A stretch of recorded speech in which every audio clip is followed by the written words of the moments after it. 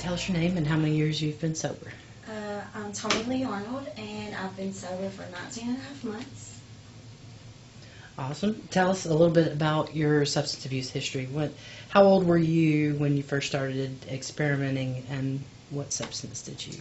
I first started experimenting when I was 16, and it was with marijuana.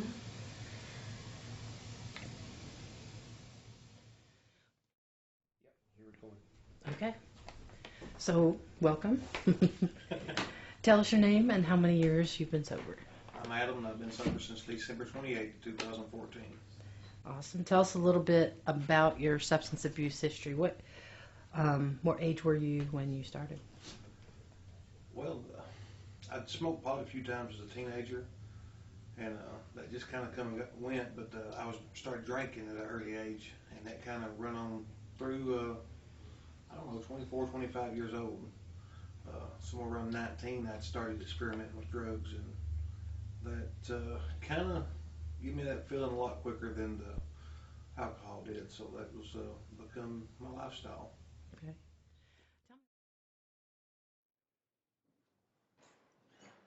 Okay. Well, thank you so much for coming. Yes, thank you for having me. Can you tell us your name and how many years you've been sober? My name is Misty Marion Vincent, and I have been sober 6.5 years. Awesome. So tell us a little bit about your substance abuse history. How old were you when you first?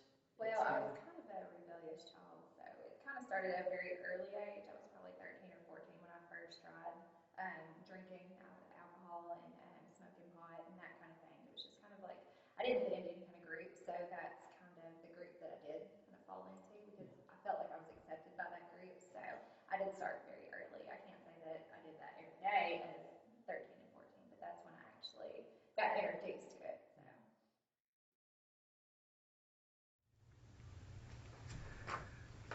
Okay, would you tell us your name and how many years you've been sober?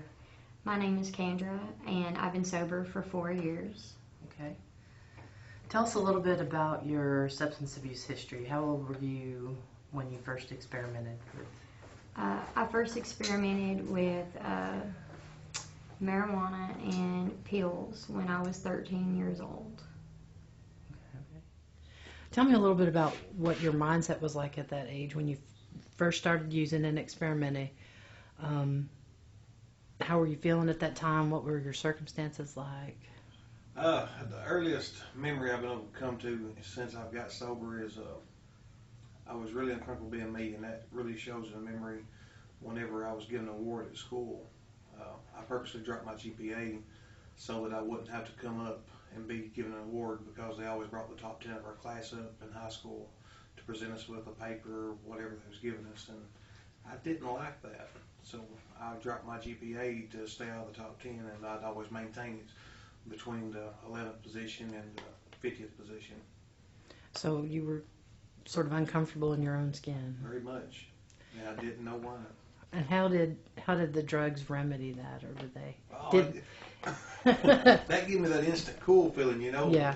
4 or 5 drinks of alcohol, and I started going, you know what? I'm all right. I began to like being me, but I only had that true feeling that I was enjoying so much when the drugs or alcohol was in me. So kind of describe a little bit that first experience of getting high. What did it do for you? What was the thing that kind of hooked you in? I kind of got to escape life for just a short period of time. It made me feel, I guess, normal, and that's not normal whatsoever, but I guess in a sense it made me feel a little bit more normal, like I could forget about stuff that had happened, and I didn't have to worry about it at that moment. Right. And when you were starting out, did you realize was it your intention to graduate to other substances, or were you pretty much never going to do this? No. I was also told, as I was younger, that I would be like my family. Like that's how I would end up. That I really wouldn't amount to much of anything. And I kind of believe it. I mean, it made me believe that. Being told that as a preteen, that's kind of how it sticks with you. So no, it was never my intention. I always said that I wouldn't be like my most of my family, and kind of turned out to be that way in the end. But no, I never anticipated going to further things. Yeah. So tell me a little bit about how you were feeling at that time? And always kind of feel- describe the circumstances a little bit. Was Well, I was the youngest of four, and I always felt like I kind of didn't belong because I was a tomboy, so I didn't really fit in with girls and stuff. So, and I was a loner too. Like I don't know, for some reason I was just a loner. Always just never felt like I had a sense of belonging anywhere. So when you tried marijuana for the first time, how did it make you? It kind of made me feel like I had a personality, like I fit in and I was happy, and it just changed my emotions. Like it did something for me and made me feel different, that like I've never felt before, and I liked it. So when when you had that first experience of getting high, what did that do for those feelings? What did you experience? I felt like that I could get away and I could be I felt happy. It made me feel very happy. It made me forget about all those horrible feelings for a little while, and it just made me feel all the feelings that I wanted to feel that I couldn't feel when I was sober. And in the beginning, your intention wasn't necessarily to go on to other things? You thought that was going to be enough, or? No, it was just, I just liked how it made me feel, and just thought, how I would smoke every now and then whenever I'd go out with my friends and stuff. It was never meant to lead into what later turned into a really bad addiction. So it wasn't, even from the beginning, it wasn't necessarily about recreation. It was, No, absolutely not. The first time I just pretty much done it because some other guys were doing it, but immediately, as soon as it started taking effect, I found that I liked me like that. I could accept me. Did you have a support system at that time? Family members in your life, or people at school, or friends that were there for you that you felt like you could talk to? And Yes, but at that age, I guess I really didn't know what to talk about, and never speaking about it, no one really knew how to help me with it because they didn't know I was going through it. so it was hard to be able to open up. Very much, because if I wasn't under the influence, I wasn't comfortable with me. Not being comfortable with me, I was not wanting to talk to anybody. I was too embarrassed about it. Did you have a family history? Grandfathers both drank himself to death. As far as I know, grandmothers never did anything, but I have plenty of uncles that are addicts and alcoholics. Yeah. So it's in the family. Yes. Takes to it, so. What kind of talk about how'd you feel about yourself at that time? Was it kind of, what would have led you to experiment? Honestly, I've always had a very bad self-conscious, self-esteem issue, I guess you could say, more of a self-esteem issue. Like I said, I've never really felt like I fit in anywhere. I've never felt like I fit with a group, and I've had a lot of more so childhood traumatic experiences.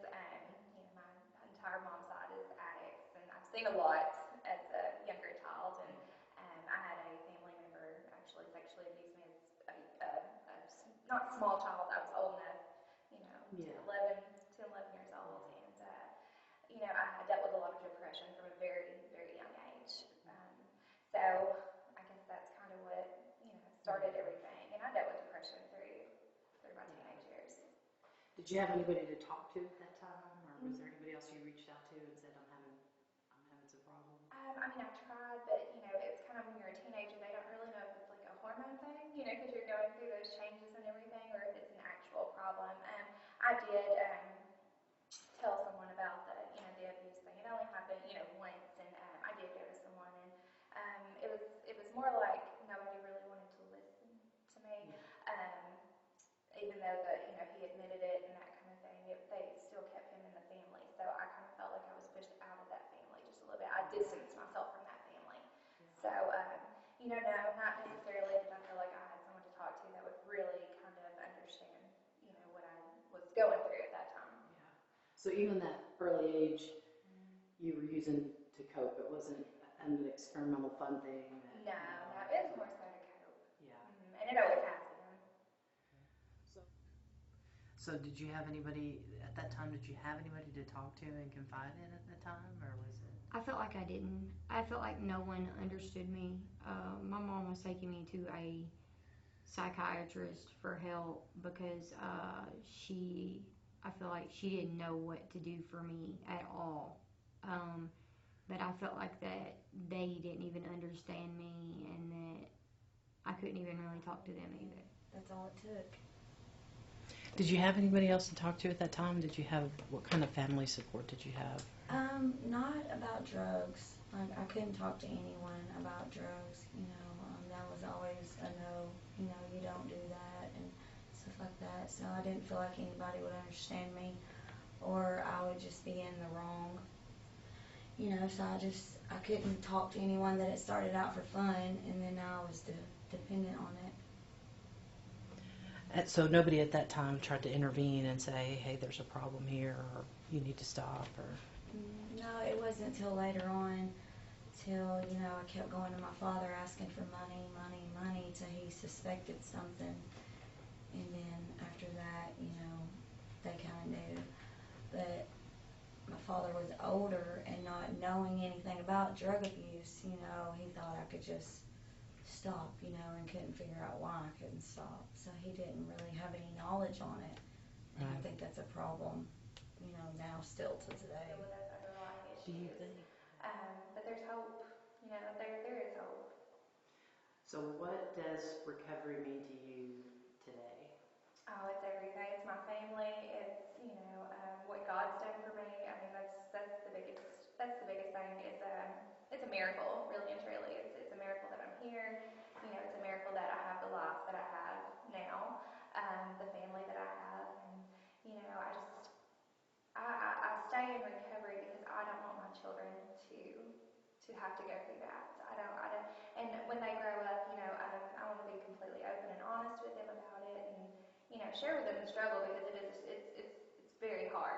It's very hard, and I wouldn't wish it on anybody. Not even my worst enemy would I want to wish addiction on. Well, I think it's great that you mentioned that you stay in recovery for your kids, so there's not a cycle. Yeah. That continues. It's true. I mean, I've seen it over and over. Like I said, most of my family are addicts, and I don't have, and that's what I thought I was supposed to do. I thought I would be like that because that's the family that I come from. But you don't have to be like that. You can choose to be different. Good. Well, is there anything else you can think of that you might want to impart to anybody?